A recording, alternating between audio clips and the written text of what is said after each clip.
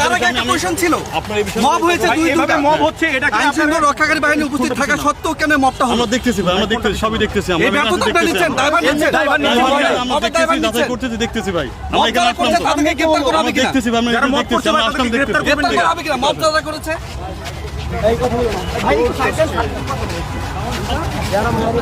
Police কর্মকর্তাকে এই বিষয়টি নিয়ে জানতে চাওয়া হলে তিনি খুব একটা সদুত্তর দিতে পারেননি, এবং মূলত একটু আগে যে বিষয়টা আমরা দেখছিলাম যে একজনকে আটক করার পরে যখন সে বলেছিল যে সে বঙ্গবন্ধুকে ভালোবাসে কথা বলার পর তার উপর অতর্কিত পেটানো হয়, সেই বিষয়টি খুব আলোচিত সমালোচিত এখানে হয়েছে। সেই বিষয়টি নিয়ে এখন পুলিশ কর্মকর্তা যে রাষ্ট্র সংলাপ ফোরামের আনাম আয়েশ তার সাথে কথা বলছেন, এবং একটু আগেও আমরা সেই বিষয়টি জানতে চেয়েছিলাম। তিনি বলেছেন যে পুরো বিষয়টি নিয়ে তারা জানছেন এবং চেষ্টা করছেন, এবং তিনি এখন সম্ভবত কথা বলবেন।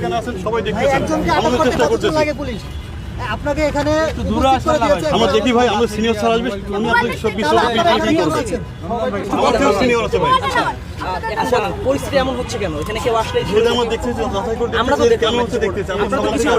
আপনারা আছেন, আমরা আছি, আমরা তো দেখলাম একজনকে মারছে, আমি দাঁড়িয়ে দেখি ভাই কি হয়েছে দেখার জন্য আমরা দেখতেছি ভাই। ঠিক আছে, কি স্লোগান দিয়েছে? আপনি আমাদের কাজ করতে দেন, আমরা যারা আছে, হ্যাঁ এখানে আমাদের প্রশাসনের বাইরে আছে, দেখেন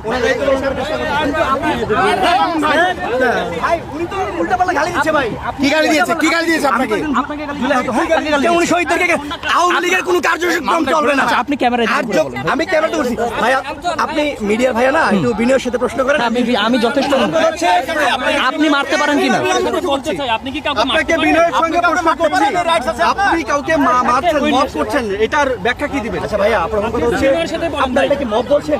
নিষিদ্ধ সংগঠন, নিষিদ্ধ সংগঠন বলে তাকে মারতে পারেন আপনি?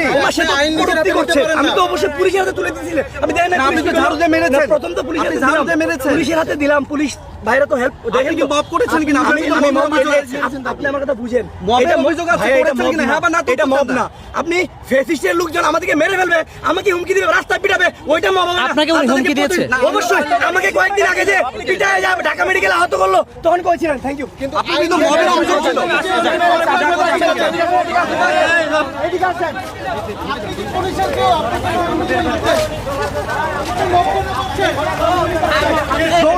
অভিযোগ উঠেছে। আনামো আয়াস বলা যায় যে এখন অনেকটাই প্রশ্নবিদ্ধ, এবং তাকে প্রশ্নে আটকানো হচ্ছে। আপনি কি কাউকে মারতে পারেন?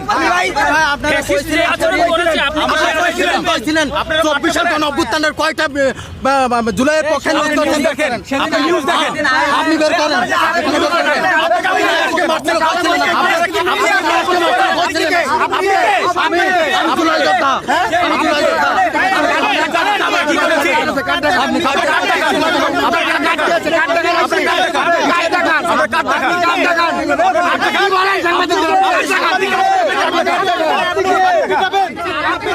তো বিভিন্ন ধরনের ঘটনাই ঘটছে এখানে, অতর্কিত হামলার মতো ঘটনা ঘটছে, এবং সেগুলো পুলিশের সামনেই ঘটছে। সেই বিষয়গুলো নিয়ে অনেকের সাথে বাকবিতণ্ডা হচ্ছে। পাশাপাশি সাংবাদিকরা এই বিষয়টি নিয়ে জানতে চাইলে অনেকেই এড়িয়ে যাচ্ছেন, এবং অনেকেই নিজেদেরকে জুলাই যোদ্ধা বলে দাবি করছেন, কিন্তু পক্ষান্তরে তাদেরকে যে বিষয়গুলো নিয়ে প্রশ্ন করা হচ্ছে যে কেউ এখানে আসলে তাকে আঘাত করা যাবে কিনা, বা আঘাত করতে পারবে কিনা, বা মব সৃষ্টির বিষয়গুলো নিয়ে তারা কোনো সদুত্তর দিতে পারেননি। এই ধরনের বিভিন্ন ঘটনাই বলা যায় যে এখন ঘটছে।